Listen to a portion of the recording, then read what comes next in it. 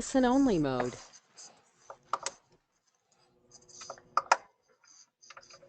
Good morning. This is Fred Emery, Vice President of Heartland Campus Solutions. I'd like to welcome you all to today's webinar, PADSS, the Campus Card, and You. This webinar is in listen-only mode. If you do have questions, by all means, we'd love to hear them. You simply need to go to the GoToWebinar control panel, click in the questions area, and type in those questions. We will allow time at the end for additional question and answer, although we will try to answer your questions throughout the presentation today. This webinar is also being recorded, so if you do need to review it again or would like to pass it on to a colleague, by all means, please do so. It should be posted within 1 week to the heartlandcampussolutions.com website. Again, thank you for joining us today for PADSS, the Campus Card and You, and I am Fred Emery, Vice President of Heartland Campus Solutions.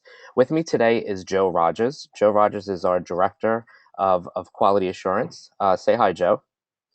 Hi, everyone. Joe, you also have a unique certification as it relates to PCI and PADSS. Could you please give us a little bit of information regarding that that certification? Sure.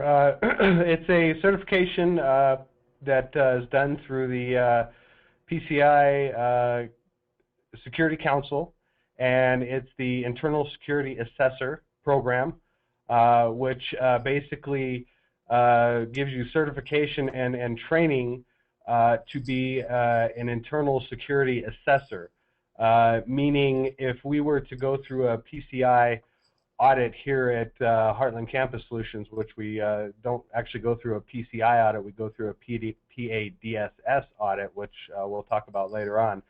But anyways, it basically gives you the tools and knowledge to actually do the audit internally, which then helps me with our PADSS audit with Coalfire. So. Now, we're throwing out a lot of terms here for everyone, PCI, PADSS. Don't worry, the acronym police is on duty, and we're going to define those for you in the next few minutes, so you will understand what all these acronyms mean. Today's objectives, though, we'll just let you know who Heartland is. Some of you may be wondering that. We'll talk about PCI and PADSS and really what they are, self-assessment, the importance of a validated payment application, and really what a validated payment application is, how the campus card comes into scope with PADSS and PCI compliance, and really what you need to do to sort of minimize your liabilities in the scope. We'll talk a little bit about batching at the end of the day, which would be basically when you're accepting cards, closing out the day's totals for the processor, and answer any questions that you may have. So let me start by letting you know a little bit about Heartland. And this is actually probably more relevant today with our subject matter than in most of our webinars, the information that we're going to talk about, because we are covering PADSS today. Um, Heartland Campus Solutions is a division of Heartland Payment Systems. Now, Heartland Payment Systems is a payment processor. We're the fifth largest in North America. We have over 3,000 employees, 800 plus sales professional, 500 plus development and security, 700 plus customer service and operation support. We have more than 250,000 merchants, 1,600 which are colleges and universities. We're endorsed by over 250 associations. And what Heartland's core business is processing credit and debit card.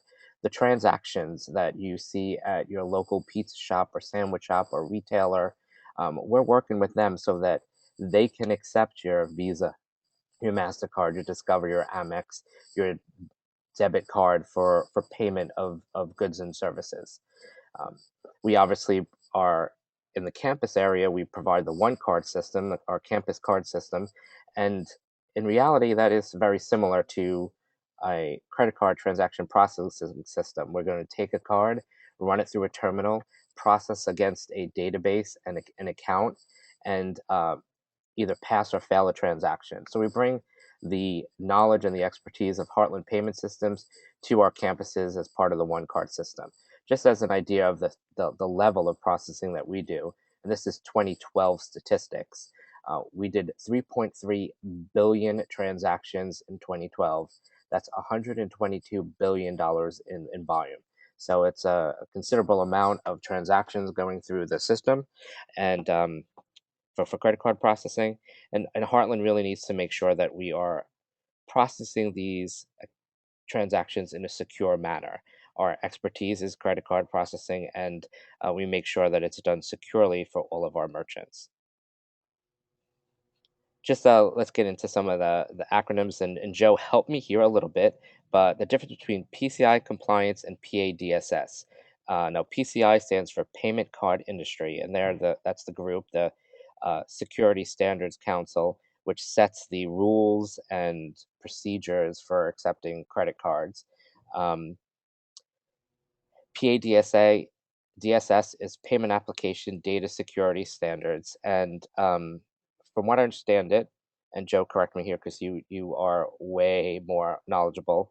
Um, PCI is the overall compliance for the end user and the processor and the applications, whereas PADSS really points to the application in use. Is Right. that a correct statement, Yeah. Joe? Basically, the way you can look at it is PCI DSS, PCI Data Security Standards, is a list of standards that has been developed to protect cardholder data. Now, the PCI Data Security Standards apply to anybody that processes a credit card in any fashion, whether that be on the web, whether that be in a Verifone terminal, that's a swipe E3 encrypted terminal. Any type of credit cards that you take falls under PCI DSS. Now, that is applicable to everybody, again, everybody that takes some type of credit card payment. PCI or PADSS is a validated payment application that can be installed at a location which supports PCI DSS. So just because you're using a PADSS validated application does not mean automatically that you are PCI compliant. It really brings in all the hardware, the network that you're running over, the server architecture into what we would say would be scope.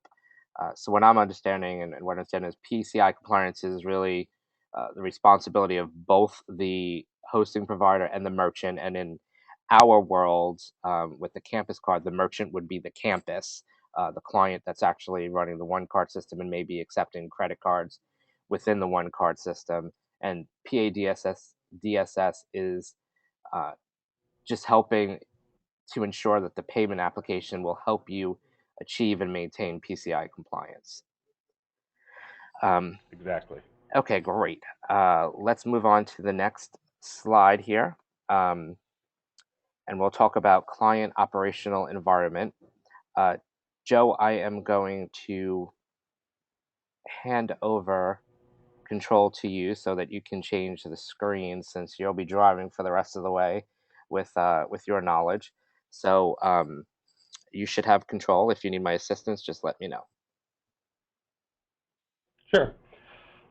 So right here we're just showing the 6 different points that are required of all clients, and this is anybody that takes credit card on any type of terminal.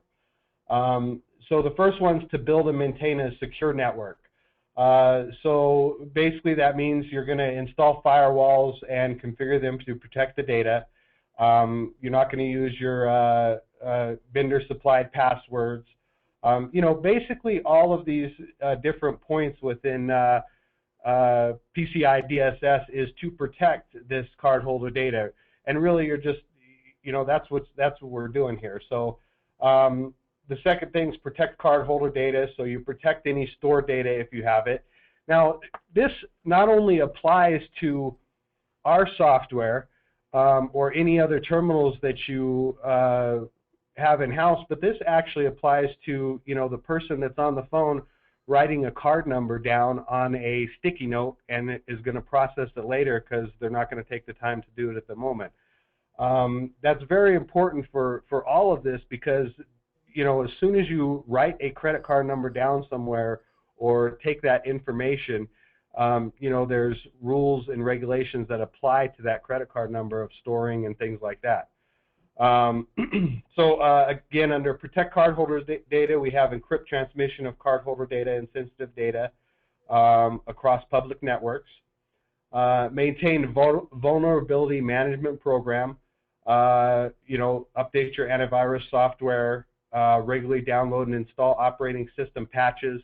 There's in this regulation, I think it's 30 days to update the operating system patches and your virus software to the latest versions to make sure it's catching any vulnerabilities. And then develop and maintain secure systems and applications.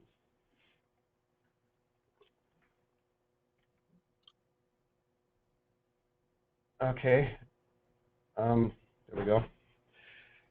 Implement strong access control measures. So restrict access to data by business need to know, meaning if somebody doesn't need to be into the network that OneCard's installed on, they shouldn't be, basically. Keep people out that don't need access to that area. Assign a unique ID to each person with computer access, and restrict physical access to cardholder data. That's where I was talking about, like, if you write something down on a piece of paper or something like that, you have to restrict that information, that cardholder data, so not everybody can get to it. Regularly monitor and test networks, so track and monitor all access to network resources, cardholder data, that type of thing. Now, one thing that's really important about this, and we'll see this later in some of the other slides, the network that you have on campus that you're running credit cards over, somebody could very well find a network port on campus and plug in a Wi-Fi router and have access to that network through a Wi-Fi router.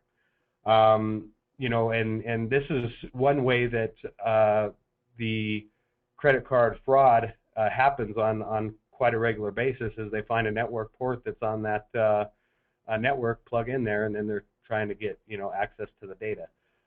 So one thing about regularly monitoring and testing that network is to, and if it's walk around with a PC or something like this, and just search for any wireless networks that may be online on campus, and find out where they're at and that type of thing. And then maintain an information security policy. So basically, you're going to maintain a policy that addresses information and security for employees. Basically telling them, okay, you're not supposed to write down a credit card on a sticky note. You're not supposed to do this, that type of thing. So anybody that does have access to credit card terminals, you maintain a policy for them.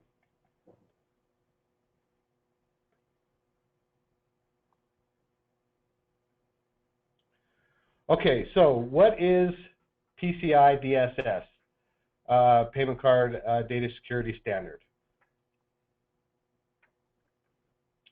So what PCI DSS does is encourage and enhance cardholder data security. It provides a baseline of technical operational requirements designed to protect cardholder data. I mean, that's the ultimate goal, is to protect cardholder data.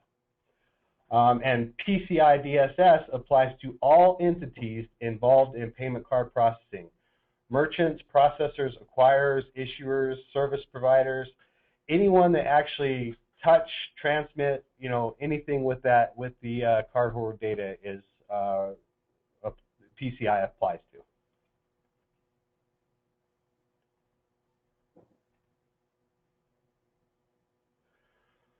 All right, and again, this is kind of a high-level overview, and we went through this again, but some of this stuff we've actually updated a little bit here.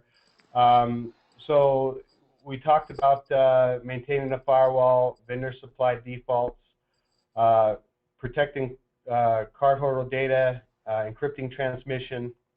Antivirus is very important, developing your secure systems, restricting cardholder data, assign a unique ID, restrict physical access, track and monitor access to the network, test security systems, and again, maintain the security policy. Let's go ahead and go to the next slide here.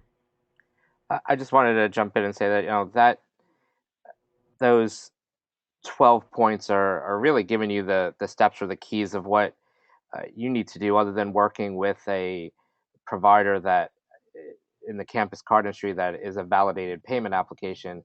That it's really giving you the steps of what you need to do to help protect you and meet your part of PCI. I know we've added features and functions into the OneCard system for security lockouts and changing passwords and what have you that's needed to meet the guidelines. But really having a campus that's putting together a secure network, limited access to it, and really taking the time to do the self tests to make sure that you're meeting all of the requirements is a must.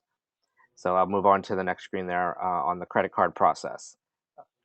So basically, this is the steps that a card actually, a card holder, when you swipe your credit card, that it actually takes. So if we just go through the steps, so step one is, you have the card holder that swipes their card at the merchant. Step two is then it goes to a payment gateway. Step three, it goes to a payment processor. Then step four, it goes to the card association. So that's the Visa, MasterCard, Amex, that type of thing. They have their backbone that it goes to there.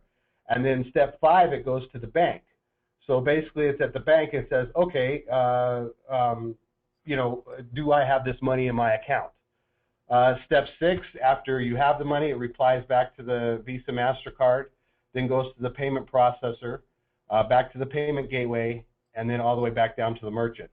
And then once it's at the merchant and it gives the reply to the cardholder, usually a day later is when it comes out of the actual acquiring bank. So that's the full process. Because when you actually swipe the card, you're doing a authorization, and that authorization does not actually go to the acquiring bank until the batch is closed. So there's multiple transactions that happen in a batch, and then when you close that batch, it actually goes to the acquiring bank. And where Heartland falls in this here is we're the payment gateway.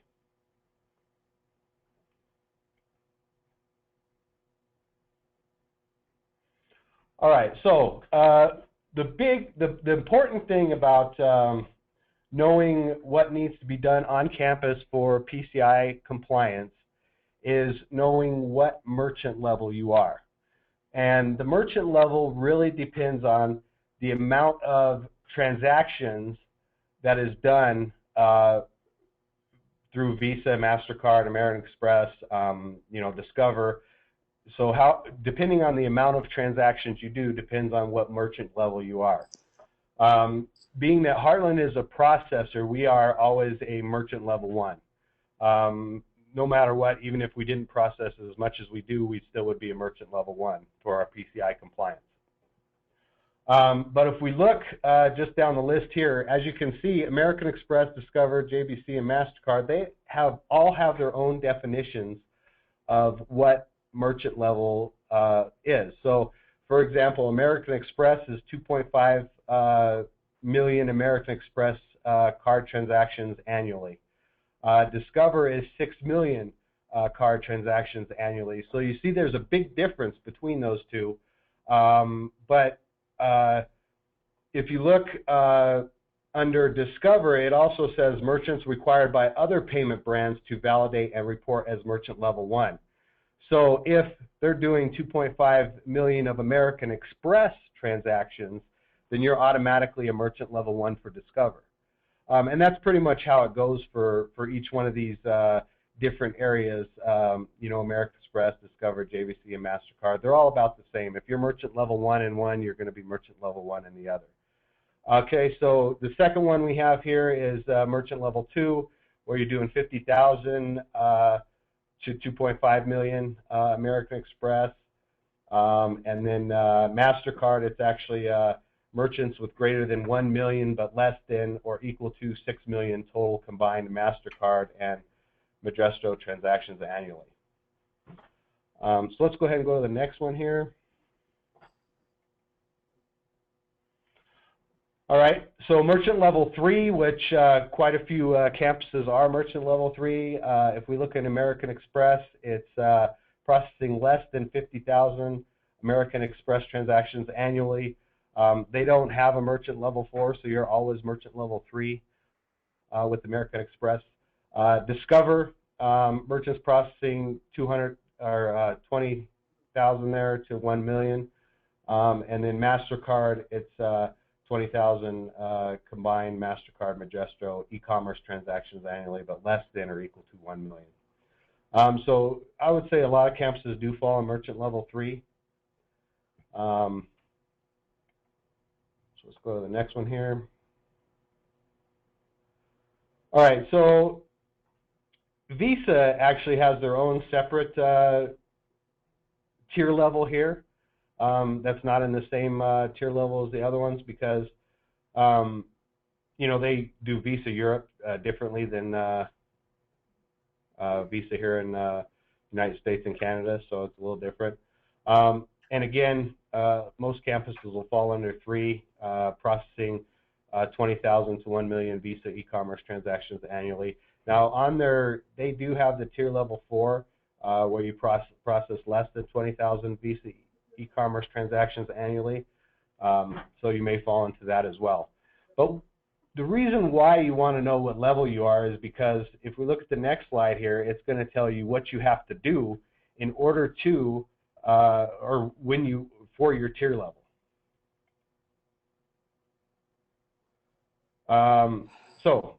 This is why your level is important, because of your validation requirement and your reporting requirement to your processor. So as a PCI client, or you know, when you fall under PCI, you actually report to your processor. So level 1 must do an annual on-site assessment by a QSA or ISA, and quarterly network scans by an, and I'll tell you what the QSA and ISA here is in a second, and then a quarterly scan by an ASB. So this is a qualified security assessor or internal security assessor, which the ISA is what I'm certified with. And then the ASV is approved scanning vendor. And all these different companies that are QSA, ISA, or ASV can be found on the PCI website. So level 2 and level 3 require to submit a SAQ, which is a form that is filled out saying, you know, like it's a report on your compliance, it's a questionnaire, and then a quarterly network scan by ASV. Now, what's important is this quarterly network scan by ASV. This is always there for 1, 2, and 3. Having this quarterly network scan by an approved scanning vendor. Level 4, which I would say most people are not level 4 because of certain requirements. And you know, American Express, if you're taking American Express, they don't even have level 4, so you have to do level 3 if you're taking American Express, no matter what. And level 4 on these, if you're, for example, if you're not taking American Express, level 4 is recommended to submit a SAQ, but not required, and quarterly network scan by an ASB is recommended. So level 4, you're basically, you know, they say, okay, we would like you to do this, but it's not required. I would say all of our campuses, maybe 1 or 2 might not be, but all of our campus will probably fall under level 2 or 3 that requires them to submit a SAQ and do the network scan. Joe, we did have one question that came in. Yeah. and it's pertinent to the slide that we're on. Is there a report that can tell you how many transactions you're doing, or so you could so they can determine the level that they're at? How many transactions the school's doing, so we can determine the level they're at. Sure. They can. The best way to get that is actually from the processor.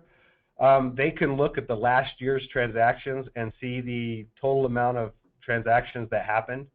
So you can also do it from OneCard, do a credit report, and you'll be doing it for a year long, so it might take a while, but you can do it from OneCard. And if you have any questions on how to get that, you could call into support. So Probably the easiest way is just to call up your processor, their help desk, such as Heartland Service Center, and ask them for the annual transaction volume, and they'd be able to get that information for you and let you know the number of transactions that you're doing.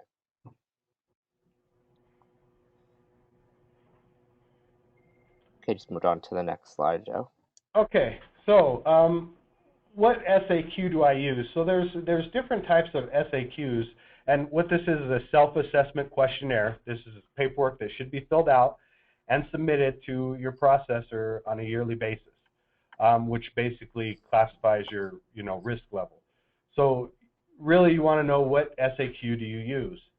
Well, there's different types here, and if we look, SAQ-A is for card not present, e-commerce, mail, telephone, calls, things like that.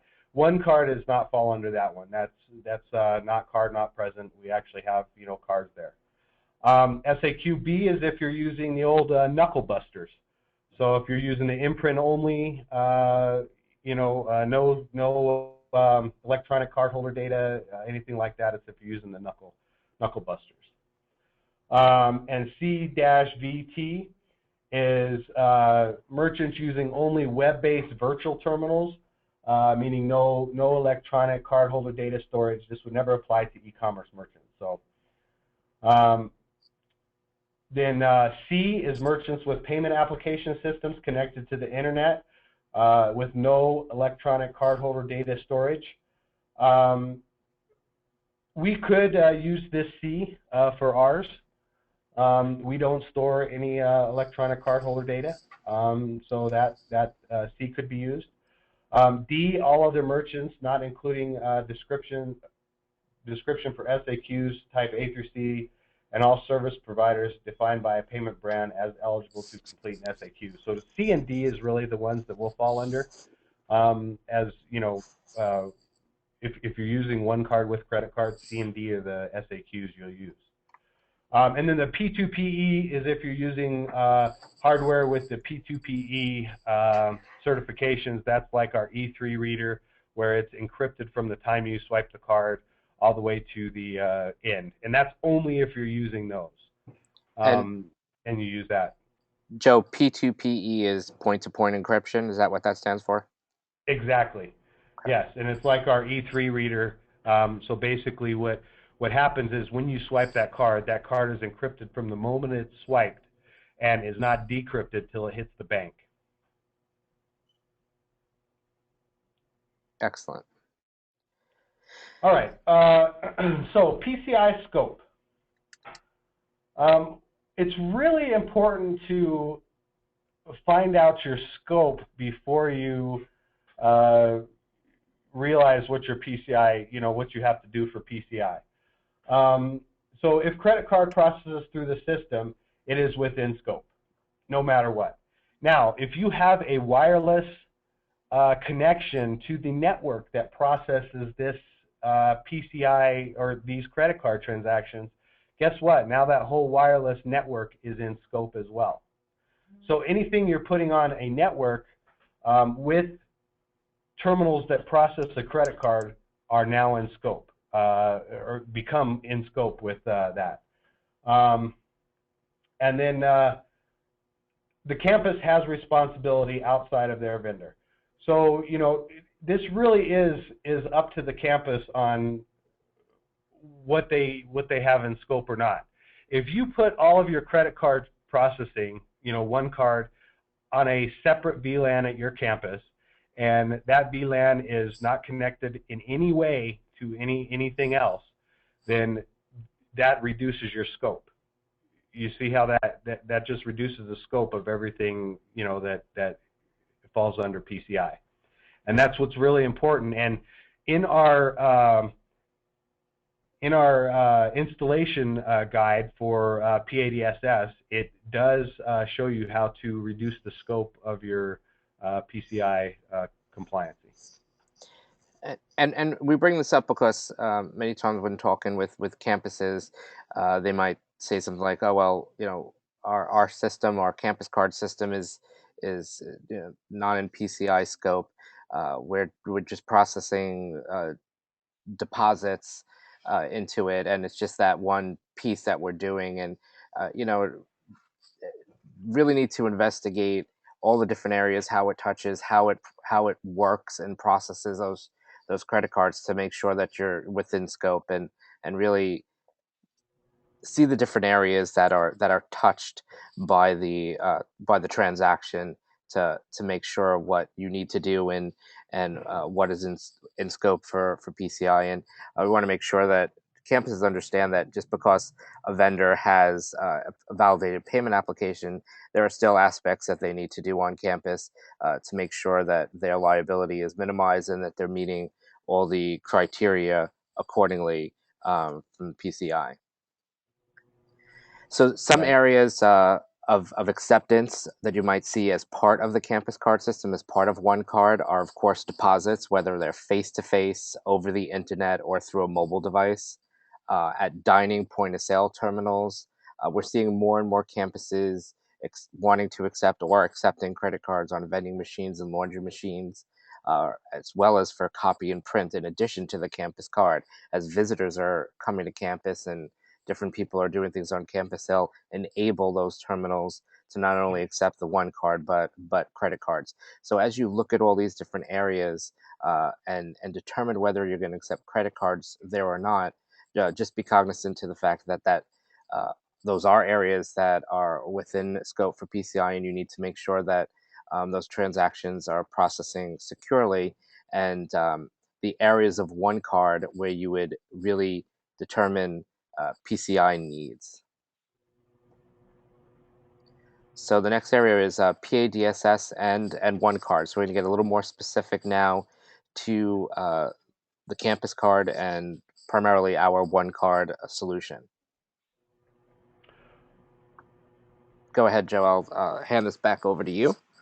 Okay, so Heartland goes through an annual on-site assessment by a PADS QSA, which is we use Coalfire, and basically they come here for a week and we do test and a assessment on our application. Now, one thing to note here, Heartland, the OneCard system, the full application to include all of our terminals have went through this assessment. So, I know some other, card systems out there and things like that have portions of their system PCI or PCI-DS or PADSS certified. Heartland Payment Systems, as their whole OneCard system, is PADSS certified.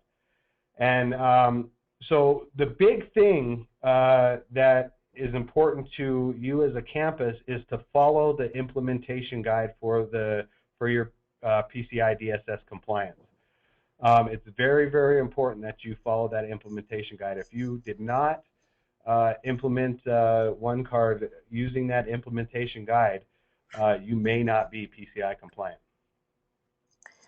And if you're a campus that happens to have a different OneCard system or are using a processor outside of Heartland, please make sure whoever you're working with on your campus card system has an implementation guide for PCI DSS. If they don't, ask them why they do not, especially if they're running credit cards through the system at all in any area of the system. They need to have that. So please ask them why they don't, and to please provide it to you so that you have that information. All right, so this is just our version that we have certified here. It's version 6.8. We are coming out with 6.9 that's going to be certified as well. One thing I like to say, we were one of the first applications to certify under PADSS 2.0 with the PCI DSS Council. So, and again, check the systems that you're using to see if they're a validated payment application. If they're not, question why they're not. And if somebody's saying, well, we don't need to be a validated payment application, if credit cards are going through the system and touching it at all, they really need to be. So if you're being told by someone that they don't need to be a validated payment application, they don't need to look at the transactions processing through the system for credit cards, um, then really question that and think twice. You can see all the applications that are validated on the PCI uh, SSC site, Security Standard Council site. Just search on validated payment applications. Google it, Bing it, whatever, and validated payment applications or payment card industry, and you can view on the site for the different applications. There is a question that came in, Joe. A student card is not a credit card. Does this apply to one card systems not processing credit cards? Now, really, in terms of being a validated payment application, all the different security standards and the QSA, that really only applies if you're accepting credit cards through the one card system, or if your one card system network is also run on a network that is processing credit cards for another purpose. Yes, one cards are not necessarily a credit card. Some campuses do have one cards that are also a credit card, and that would really come into play too if your one card is a Discover or a Mastercard or whatnot, and being run through the reader. But if it's not a credit card and you're not processing credit cards through one card at all for deposits or in point of sale terminals, or whatever, um, this really you're really minimizing your scope and your liability fully. So if you pull the credit cards out of the realm or out of use, then it does minimize your scope considerably. well, I mean, it doesn't get you out of PCI DSS. If you take Nope. credit cards, period, whether it's through one card or anything, you fall under PCI DSS. Correct. Yeah, as a So, campus, you'll have to be doing it right, for other purposes. It's just not as relevant in the one card area. But yeah, if you're accepting credit cards on campus, someone needs to be doing these things, regardless of what system it's part of. right. So there's multiple different credit card processing options in one card, and we're just going to go through these. I'm not going to go deep into them. So we can go through PC Charge. Now, what PC Charge is a credit processing software that is also a PADSS certified application that allows us to process credit cards through different merchants.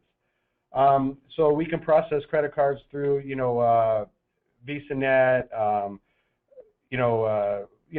different credit card processing rather than just Heartland. We have eSelect Plus, which is basically Monera's, and that is a Canadian processor. We have BeanStream, which is a Canadian processor. We have our HPS POS Gateway, which is actually processing through Heartland. And this is pretty much a seamless integration. It is the best way to process credit card transactions with our software because it is a seamless integration. I mean, we are the payment processor. Our main company is the payment processor, so we, have direct access to developers for integration to Heartland.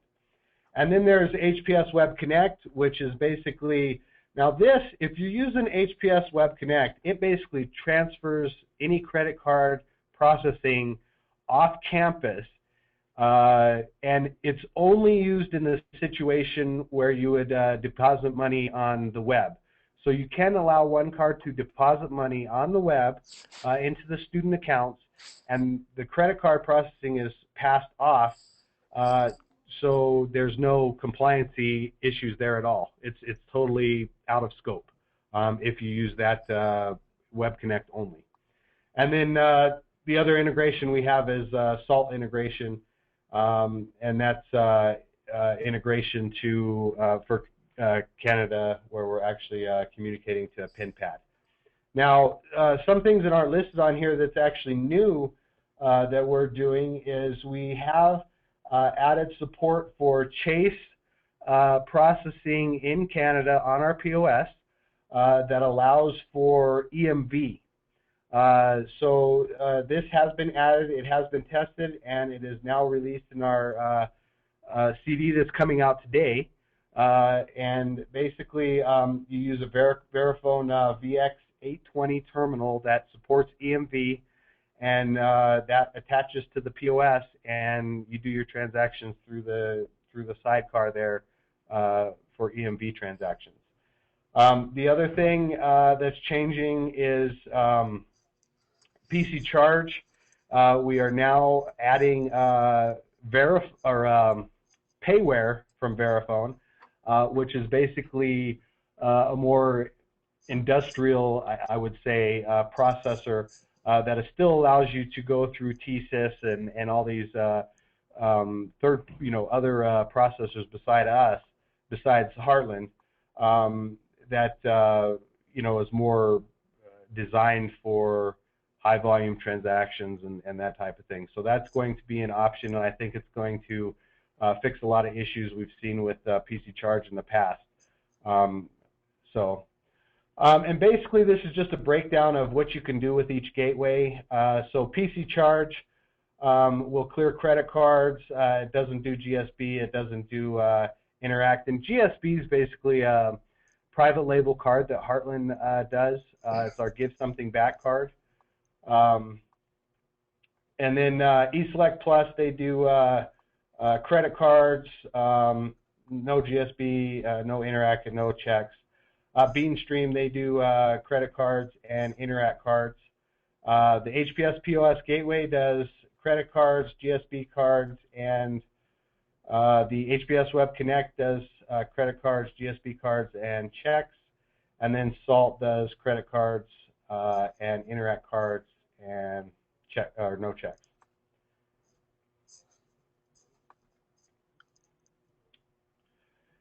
And this is just breakdown on what you can use these on, whether it's on POS or our web. So PC charge can be used on both POSs and web terminals, all our swipes. eSelect Plus can be used on POS and our web terminals. BeamStream is only for web. HPS POS Gateway, that's Heartland, our clearing, can be used on both.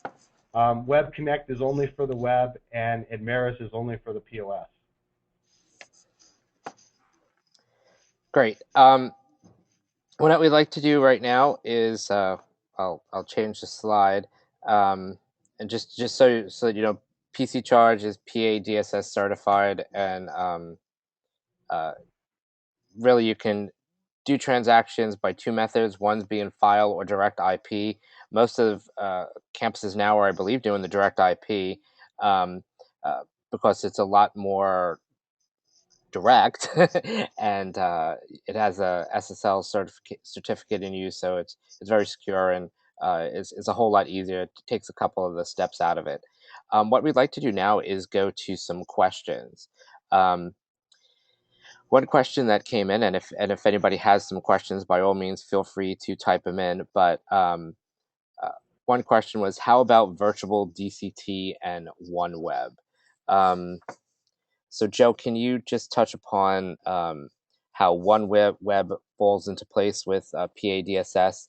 Virtual DCT is really accepting the campus card. I mean, if it's running over the network, you need to do your PCI application or your PCI points that Joe went over for the system as a whole if you're accepting credit cards. But virtual DCT generally is accepting credit cards. And isn't accepting credit cards, it's accepting one card. So it's specific to one card, but being that it's part of the one card system, it's been part of our audit and is running over the same network as other areas that are accepting credit cards. But Joe, can you please touch upon OneWeb? Sure. OneWeb, there's two different things with OneWeb. If you're processing through Heartland, um, the Web Connect with OneWeb, basically the transactions are actually passed off to a hosted site for OneCard. So credit cards never touch your network. It's all done off-site, and it's really not included in the audit. Basically, I mean it's out of scope.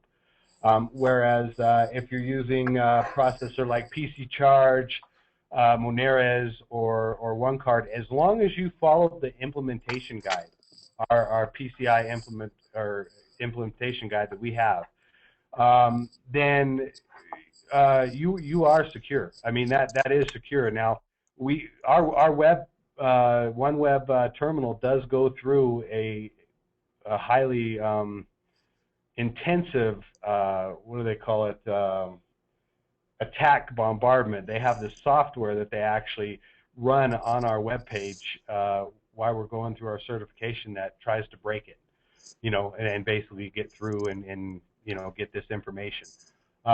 So as long as you implemented it as it's shown in the implementation guide, you're fine.